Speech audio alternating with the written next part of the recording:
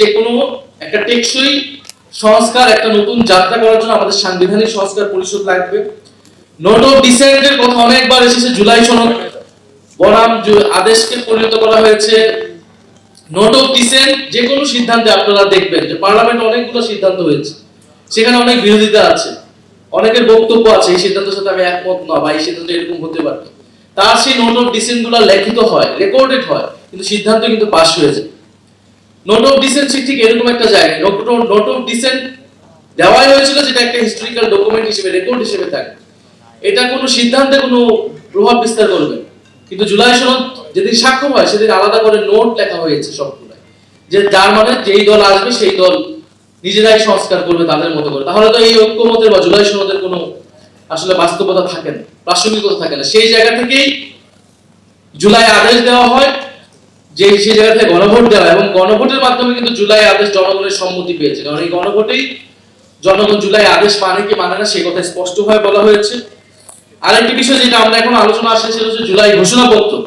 সেই জুলাই ঘোষণাপত্র কিন্তু সংবিধান তফসিলে যুক্ত হওয়ার কথা কমিটমেন্ট দেওয়া আছে। সেই বিষয়ে আমরা সরকারকে এখনো কথা বলতে শুনিনি। সর্বোপরি আমি কথা বাড়াবো না, একটা কথা বলে শেষ করব, যে গণতান্ত্রিক রাষ্ট্র বিনির্মাণের লড়াই যদি বারবার হোঁচট খায়, তাহলে মানুষকে বারবার আবার রাজপথে নামতে হবে, আবার আন্দোলন সংগ্রামে যেতে হবে, যেটা আমরা চাই না। আমরা চাই দেশের স্থিতিশীলতার স্বার্থেই এই গণতান্ত্রিক সংস্কারগুলো করে আমরা সামনের দিকে আগাতে চাই। আমার সাথে গতকাল একজনের দেখা হয়েছে, যিনি বলেছেন যে তিনি কখনোই ভোট দেন নাই বা ভোট দেওয়ার সুযোগ সে পান নাই। তিনি ঢাকায় থাকেন, কিন্তু তার ভোট হচ্ছে বা তার তিনি ভোটার হয়েছেন হচ্ছে চট্টগ্রামে, কারণ এক সময় তিনি চট্টগ্রামে থাকতেন।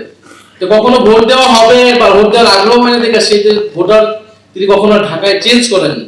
কিন্তু এবার তিনি ভোটের দিন রাতের বেলা চট্টগ্রামে নিজে ড্রাইভ করে গিয়ে ভোট দিয়েছেন, শুধু গণভোটের জন্য, হ্যাঁ ভোট দেওয়ার জন্য তিনি এত দূর গিয়েছেন। তো উনি বলেছেন যদি আমি এত দূর যেতে পারি, যে মানুষ আমি জীবনে কোনোদিন ভোট দিই নাই, ভোট দেওয়ার আগ্রহ নেই, এবার আমি গণভোটে হ্যাঁ ভোট দিয়েছি, আমি যদি চট্টগ্রামে যেতে পারি আপনারা ডাকলে আমরা সংসদে যে উপস্থিত হতে পারবো। তাহলে এত লাখ লাখ মানুষ যারা সংস্কারের পক্ষে গণভোটে হ্যাঁ পক্ষে ভোট দিয়েছে, তারা তাদের এই ভোটের প্রতিফলন না দেখে তারা বসে থাকবে চুপচাপ, তারা এটা মেনে নেবে, এটা ভাবার কোনো কারণ না। ফলে সঠিক সময় দিনের অপেক্ষায় আছে জনগণ। সেই দিনের আগে যদি সরকার বুঝতে পারে প্রথম অধিবেশনকে সরকার ব্যর্থ করেছে, যে অধিবেশনে আমাদের আলোচনা করার কথা ছিল কিভাবে আমরা এগুলো বাস্তবায়ন করব, অধ্যাদেশ বাস্তবায়ন করব, সেগুলোকে সবকিছুকে বাদ দিয়ে সরকার তার মতো করে সংসদকে পরিচালিত করেছে। এটা যদি অব্যাহত থাকে তাহলে রাজপথ জনগণের আন্দোলনে কিন্তু একমাত্র আমাদের রাস্তা হয়ে দাঁড়াবে। তার আগে যাতে সরকার নিজেদের ভুল বুঝতে পারে এবং গুরুত্বপূর্ণ এই যে সংস্কারগুলো সেই সংস্কারগুলো বাস্তবায়ন করে।